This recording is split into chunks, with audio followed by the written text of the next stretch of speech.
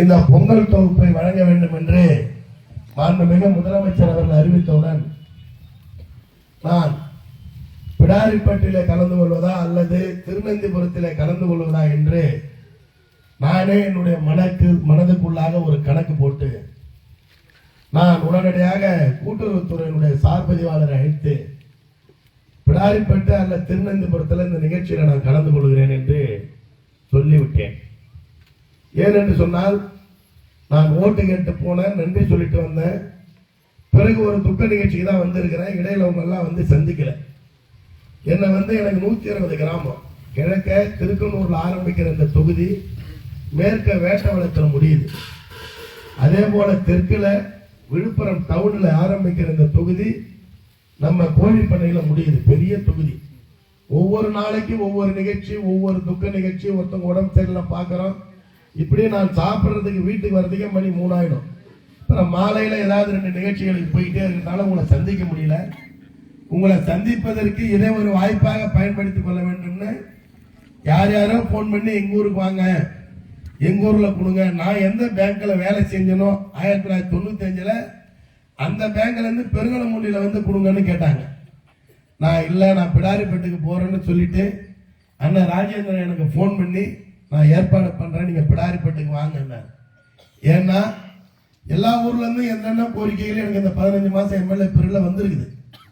எல்லாம் இடைத்தேர்தல் நடந்திருக்குது. ஏற்கனவே 2019 நம்முடைய எதிர்கட்சி, பிரதான எதிர்கட்சியாக இருக்கக்கூடிய அதிமுகவுடைய இடைத்தேர்தல் நடந்து ஒரு சட்டமன்ற உறுப்பினர் வந்தார்.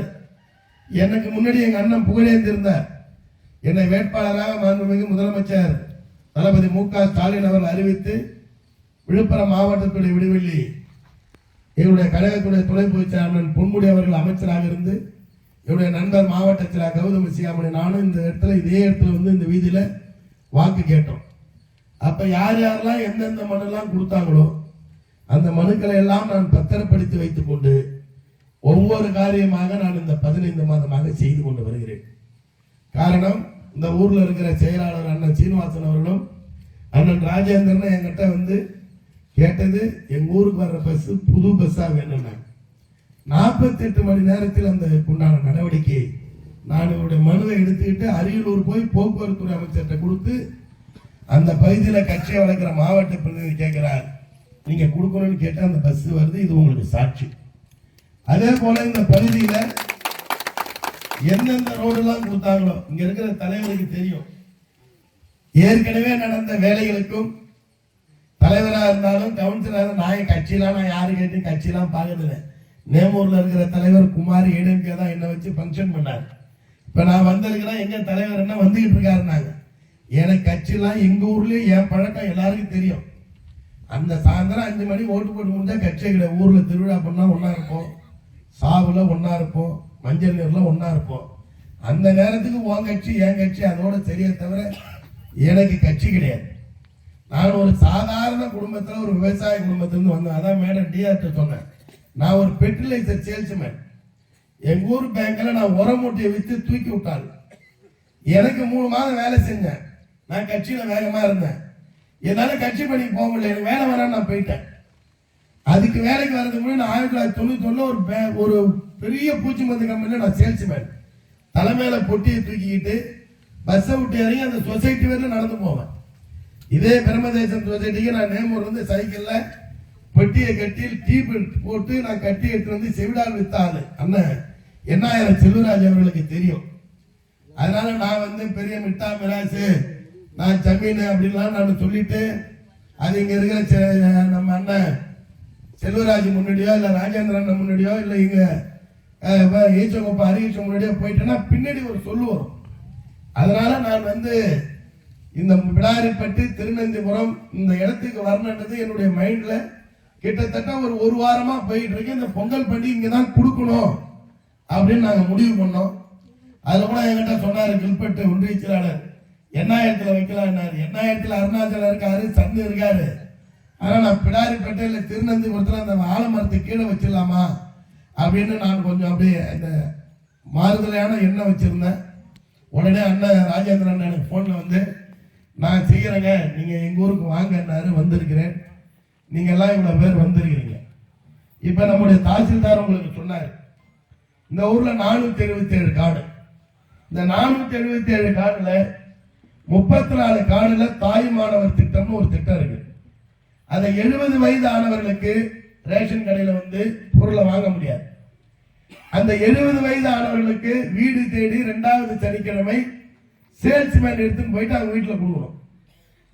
ஆனால் மாண்புமிகு விழுப்புரத்துடைய விடிவெள்ளி அண்ணன் துணை பொதுச் செயலாளர் அண்ணன் பொன்முடி போன்றவர்கள், மாண்புமிகு கூட்டுறவுத்துறை அமைச்சர் என்னுடைய மரியாதைக்குரிய அண்ணன் பெரிய கருப்பனை போன்றவர்கள் 70 வயசு கொஞ்சம் கூட அது 65 வயசா வைக்கலாம் அப்படின்னு மாண்புமிகு முதலமைச்சர் இடத்துல சொன்னாங்க. உடனடியாக மறுநாளே அது 65 வயசு ஆகிட்டாங்க. உங்களுக்கு தெரியுமா? உங்களுக்கு தான் கேட்கிற மாதிரி தெரியுமா? தெரியாது. 65 வயசு ஆயிருந்தா இந்த ஊர்ல 34 காடு இருக்கு.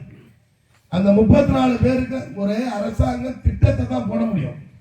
அந்த திட்டத்தை யார் செயல்படுத்துகிறார்களோ அந்த சேல்ஸ்மேன் சொல்லணும், இந்த 34 பேருக்கு வெளியே பட்டியல் எழுதி ஒட்டணும். அதை ஒட்டி 34 பேருக்கு நாங்க உங்க வீட்டில் வந்து கொடுத்துறோம் சொல்லணும். அதுதான் அரசாங்கத்துடைய செயல்பாடு.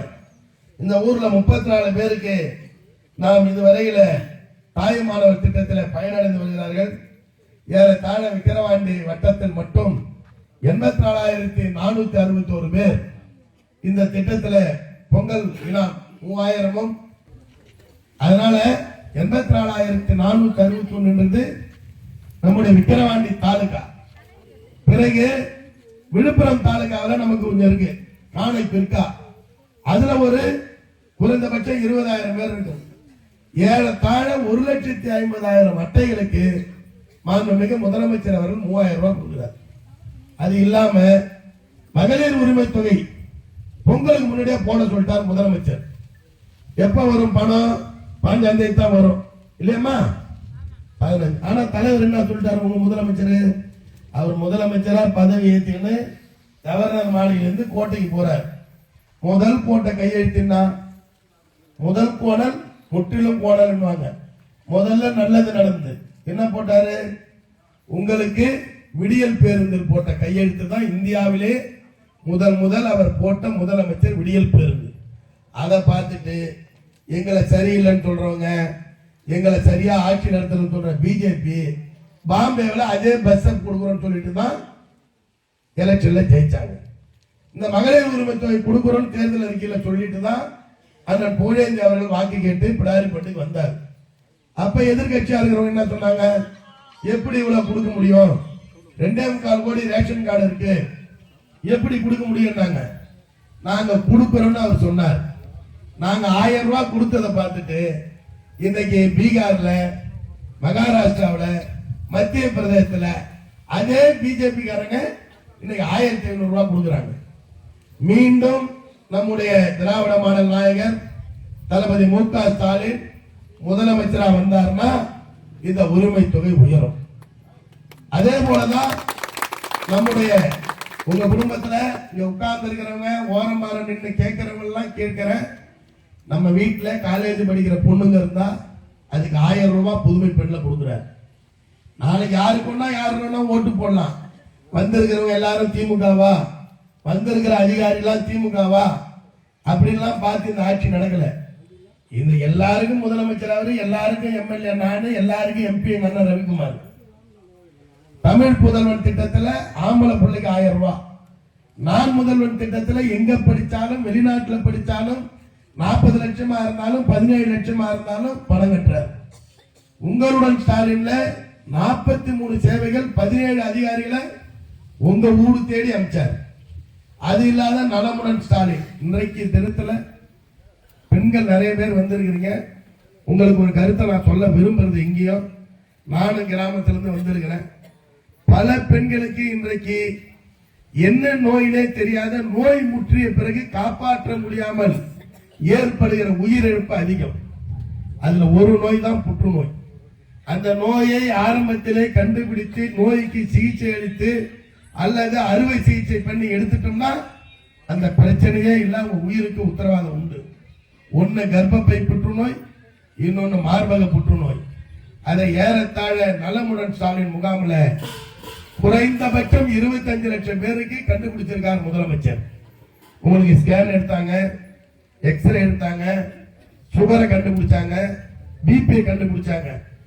இதெல்லாம் நாளைக்கு இது ஓட்டா மாறுமா, நாளைக்கு ஓட்டு போடுவாங்களா அப்படி பார்த்து செய்யறதில்லை. எங்களுடைய முதலமைச்சருடைய எண்ணம் என்னவென்று சொன்னால், இன்றைக்கு நாம் முதலமைச்சர், இன்றைக்கு மக்களுக்கு எந்த திட்டத்தை செயல்படுத்துகிறோம், இன்னைக்கு அதனால் எத்தனை மக்கள் பயனடைந்தார்கள் அப்படின்னு ரிவ்யூ பண்றது மட்டும்தான் எங்க முதலமைச்சருடைய ஆசை, எண்ணம். அவர் வழியில் வந்த நானும் 15 மாதத்துல நேற்றைய தினம் நம்முடைய நந்தன் கால்வாய்க்கு வந்தா உங்களுக்கு நான் பதில் சொல்லணும். யாராவது அண்ணன் 8000 செல்வராஜ் மாதிரி பேப்பர் எடுத்து வந்து என்கிட்ட கொடுத்துருவாங்கன்னு நேற்றைய தினம் எனக்கு 2:45 மணிக்கு நீர்வளத்துறை செயலாளர்கிட்ட அப்பாயின்மெண்ட். 12 மணி வரை காலையில 9 மணிக்கு புறப்பட்டேன். விராட்டி பக்கம் ஸ்கூல்ல புக்கு கொடுத்தேன், சைக்கிள் கொடுத்தேன். எடப்பாளையத்தில் புக்கு கொடுத்தேன், சைக்கிள் கொடுத்தேன். 28 மேல்நிலை பள்ளிகள் 2850 மாணவர்களுக்கு என் சொந்த செலவில் தேர்வு வெல்லலான்னு புத்தகம் கொடுத்துருக்கிறேன். 25 பள்ளிக்கூடம் தான் ஹைஸ்கூல் இருந்தது. தமிழ்நாட்டில் 20 ஹைஸ்கூல் வந்து மேல்நிலை பள்ளி ஆச்சு. அதுல 2 விழுப்புரம் மாவட்டம், அந்த 2 விக்கிரவாண்டி தொகுதி தான். உங்களுக்கு மேலூருக்கு கீழூரா இருக்கிற கஞ்சனூர் 1, மேல்கரணை 1. ஆக அதே போல 17 உயர்நிலை பள்ளிகள், நடுநிலை பள்ளி, உயர்நிலை பள்ளிகள் கொடுத்தாங்க. அதுல ஒரு உயர்நிலை பள்ளி நம்முடைய விழுப்புரம் மாவட்டத்திற்கு, அதுவும் உங்க விக்கிரவாண்டி கோயில்பட்டுக்கு வாங்கின. முடிச்சுட்டு 12 மணிக்கு ட்ரெயினை பிடிச்சி 2 மணிக்கு போய் 2:45 மணிக்கு நந்தன் கால்வாயை பத்தி பேசிட்டு 6 மணிக்கு நிதித்துறை செயலாளர்கிட்ட ஒப்புதல் வாங்கிட்டு இரவோடு இரவாக நம்ம டிஆர் மேடத்துக்கு தெரியும், அவங்க போன் பண்றப்ப நான் எக்மோர் ட்ரெயின்ல இருந்து பேசுறேன், மேடம் நான் ட்ரெயின்ல இருக்கிறேன், நான் வந்துடுறேன்னு. இப்படியெல்லாம் நான் சிரமப்பட மாட்டேன். என்னுடைய சட்டமன்ற உறுப்பினர் பணியை ஆற்றிக் கொண்டிருக்கிறேன். காரணம், யாராவது என்ன கேள்வி கேட்டா நான் பதில் சொல்லணும். எனக்கு ஓட்டு போட்டவங்க இருக்கிறாங்க, போடாதவங்க இருக்கிறாங்க. எல்லா ஓட்டும் எனக்கே போட்டோன்னு நினைக்க மாட்டேன். என்னை ஏற்று நின்றவர் எனக்கு ரொம்ப வேண்டியவர் எங்க அண்ணன் அன்புமணி. நானும் அவரும் ஒரே பெஞ்சில் ஒரே டீ கல்ல இப்பயும் உட்கார்ந்துருப்போம். அதனால ஓட்டு போடுவது என்பது வேறு, மக்கள் பணி ஆற்றுவது என்பது வேறு. அந்த அடிப்படையில் தான் நம்முடைய பகுதியை பொறுத்தவரையில் ஒரு காலத்துல நாங்கெல்லாம் இங்க வந்து சேக்குன்னத்தூர்ல மாணிக்கன்னு காணை ஒன்றியத்தில் இருந்தார் எங்க அண்ணன், கட்சியில பெரியார் மாவட்ட பிரதிநிதி. அவரை பார்க்க நான் அன்னியூர்ல இருந்து சைக்கிள் தான் வருவேன் கட்சி வேலையா. இன்னைக்கு இந்த பகுதி வளர்ந்துருக்கிறது. இன்னைக்கு 2 டபுள் ரோடு ஆயிடுச்சு. இன்னைக்கு எல்லா விதமான வசதி இருக்குது. ஆனா காலேஜ் கிடையாது. இன்னைக்கு நீங்க பிடாரிப்பேட்டில இருந்து ஒரு காலேஜ் படிக்கிற பிள்ளை ஒண்ணு திண்டிவனம் போகணும், இல்ல விழுப்புரம் ஆர்ட்ஸ் காலேஜ் போகணும். இன்னைக்கு அப்படி கிடையாது. அந்த பொன் பிள்ளை நேரா மாவட்டம்பாடியில் இருக்குது, அந்த அரசு கலைக்கல்லூரிக்கு போகலாம். இல்ல கொஞ்சம் வசதியான வீட்டு பிள்ளை, அண்ணா ராஜேந்திர மாதிரி இருக்கிற வீட்டு பிள்ளைன்னா ஒரு 2 வீலர்ல அன்னியூர் காலேஜுக்கு வரலாம். நம்மள இருந்து இங்க 5 கிலோமீட்டர். அங்க லேடிஸ் ஹாஸ்டல் இருக்கு, பாய்ஸ் ஹாஸ்டல் இருக்கு, தங்க வச்சு படிக்கலாம். இப்படி ஒவ்வொரு வேலையா செய்திருக்கிறேன். கடந்த வாரத்துல துரமாணிக்கத்தை கூட முந்தா நாள் சொன்னேன். நான் ஒரு முறை சேக்குன்னத்தூர் போனப்ப அது எங்க ஒன்றியத்தில் இருந்த காணையில, கடந்த ஆட்சியில அதை பிரிச்சு விக்கிரவாண்டியில சேர்த்துட்டாங்க. ஆனால் சேக்குன்னத்தூர்ல இருக்கிற பொதுமக்களுக்கு, கர்ப்பிணிகளுக்கு வைத்தியம் பண்றது கிடார் ஆஸ்பத்திரி எனக்கு தெரியாது. நான் போய் அங்க இருந்தப்ப நம்ம கருணாநிதிக்கு சொந்தக்கார பொண்ணு அதை சொல்றாங்க, முட்டத்தூர் தலைவர் எங்களுக்கு பக்கத்துல பிரம்மதேசத்துல இருக்கு, ஆனா எங்களுக்கு கிடார் ஆஸ்பத்திரினாங்க.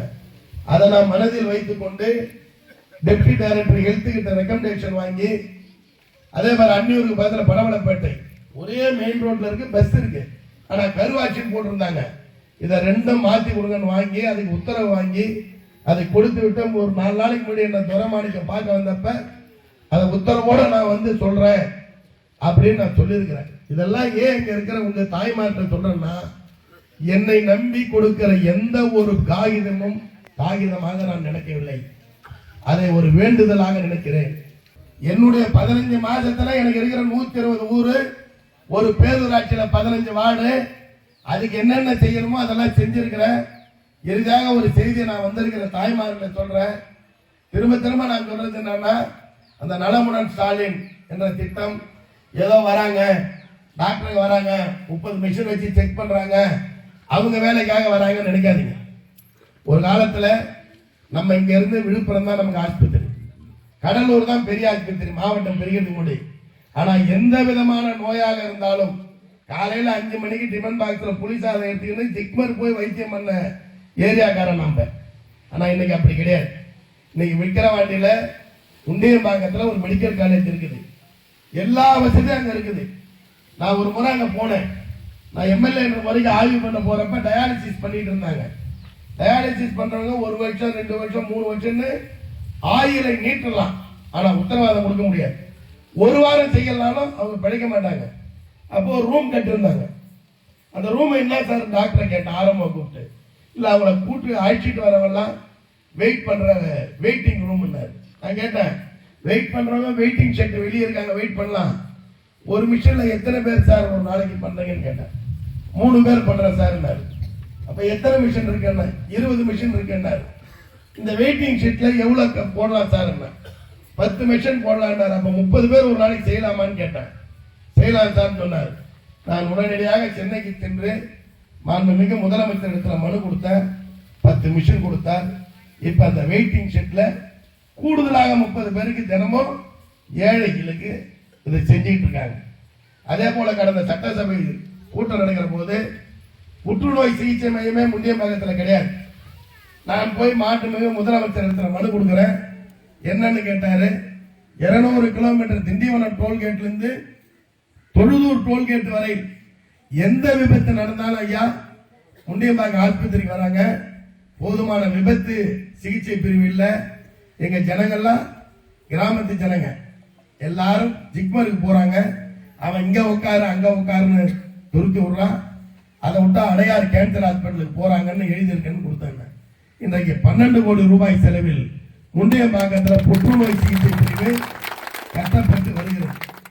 இதெல்லாம் நான் ஏன் சொல்றேன்னா, நீங்க பயன்பெற வேண்டும், நீங்க பலனடைய வேண்டும். இன்றைக்கு கூட 100 நாள் திட்டத்திற்கு ஒரு ஆபத்து வந்து புதிய சட்டத்தை கொண்டு வந்து ஏறத்தாழ 2.25 கோடி ரேஷன் கார்டுல 1.25 கோடி பேர் பயிர்த்திருக்கிறோம் வேலை உறுதியளிப்பு திட்டத்தில். அது எப்ப வந்தது? மன்மோகன் சிங் பொருளாதார நிபுணர், பழைய ரிசர்வ் பேங்க் கவர்னர் அவர் இருந்தப்ப, பிரதமராக இருந்தப்ப மார்க்சிஸ்ட் கம்யூனிஸ்ட் கட்சி, இந்திய கம்யூனிஸ்ட் கட்சி, திராவிட முன்னேற்ற கழகத்துடைய தலைவர் முதலமைச்சராக முத்தமிழறிஞர் கலைஞருடைய ஆலோசனை பேரில் வேலைக்கு உறுதியளிப்பு திட்டம் வந்தது.